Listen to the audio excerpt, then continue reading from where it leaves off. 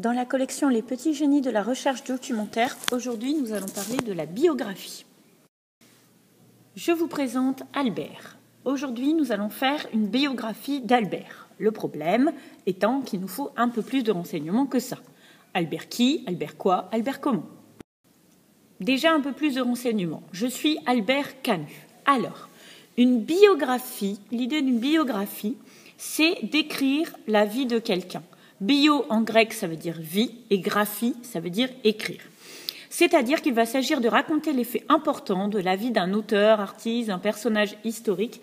Et c'est ça, en fait, qui va nous permettre d'identifier et d'avoir des renseignements sur notre personnage. La première étape de la réalisation d'une biographie, ça va être de travailler autour de l'identité, c'est-à-dire le nom, le prénom, le pseudonyme, la date de naissance et de mort, le siècle auquel il appartient et, plus important, le milieu social, parce que c'est un peu ça qui va conditionner la façon dont le personnage aura orienté sa vie. Donc, bref petit point sur l'identité de notre personnage. Donc ensuite, on va s'intéresser au parcours de notre personnage. Ses études. Est-ce qu'il a été faire des études universitaires à la Sorbonne? S'il s'est contenté de passer son brevet dans son village, bon, ça ne nous intéresse pas beaucoup. Par contre, quel genre d'études il a fait, à quel endroit, etc. On essaie d'évoquer si ça a une importance pour la suite.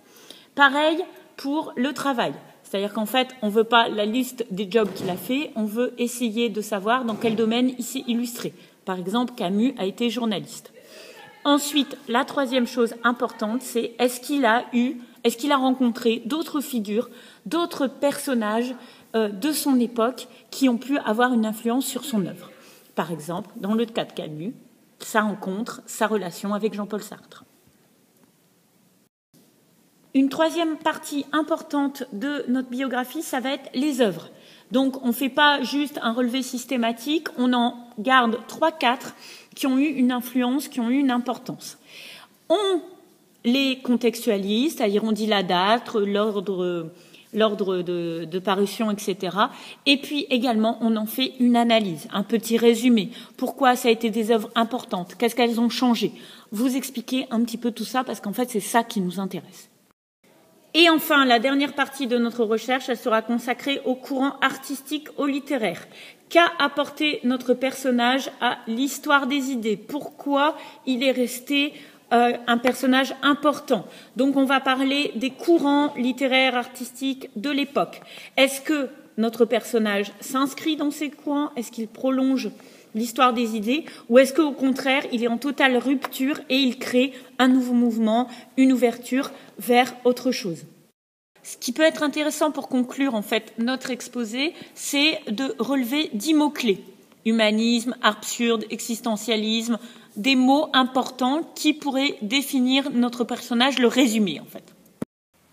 Alors, juste un petit aparté pour vous parler des sources. Les sources, il faut toujours noter d'où vient votre information.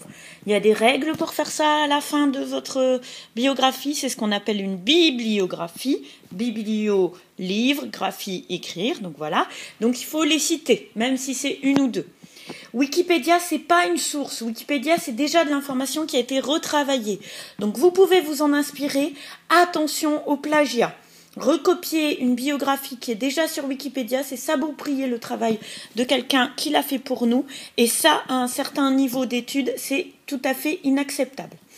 Une bonne biographie, ça va être constitué d'au moins 2 à 3 sources différentes, 2 à 3 documents différents.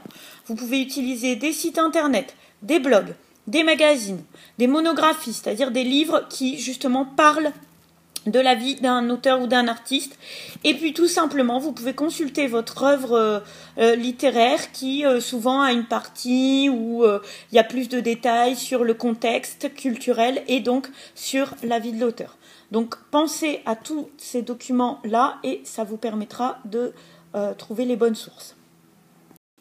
Donc avec tout ça, en fait, on a constitué notre fiche biographique, c'est-à-dire un ensemble de dates et de faits importants pour la vie d'un personnage. Maintenant, nous allons travailler sur la biographie, c'est-à-dire qu'il y a une partie d'écriture. Donc, on peut s'arrêter là si c'est une fiche biographique classique demandée par un professeur. Par contre, si c'est un travail, on va dire, de high school ou quelque chose un peu plus formel, on va travailler la mise en forme. Donc, en fait, là, on va partir du principe qu'on va établir un plan à partir de nos dates, de nos éléments, et on va essayer de dégager des grands, des grands moments de la vie de notre personnage. Donc, par exemple, pour Albert Camus, moi, j'en ai trouvé 3. Un homme engagé, on va parler de son combat politique et de son métier de journaliste. L'existence et l'absurde, donc là, le philosophe et ses controverses avec Sartre.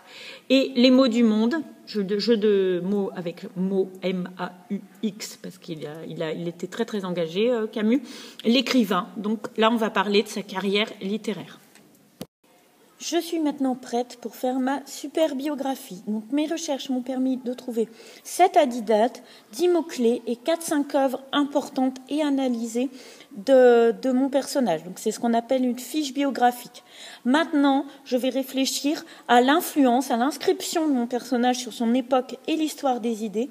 Et là, je vais pousser un peu plus loin ma réflexion en proposant une biographie rédigée en un paragraphe avec une problématique, un plan. Et ça va me permettre, par exemple, de savoir vraiment tout sur l'influence d'Albert Camus durant le XXe siècle et de rendre mon professeur très très content. C'est tout pour aujourd'hui. N'hésitez pas à nous retrouver sur le site CSI Lila pour d'autres aventures.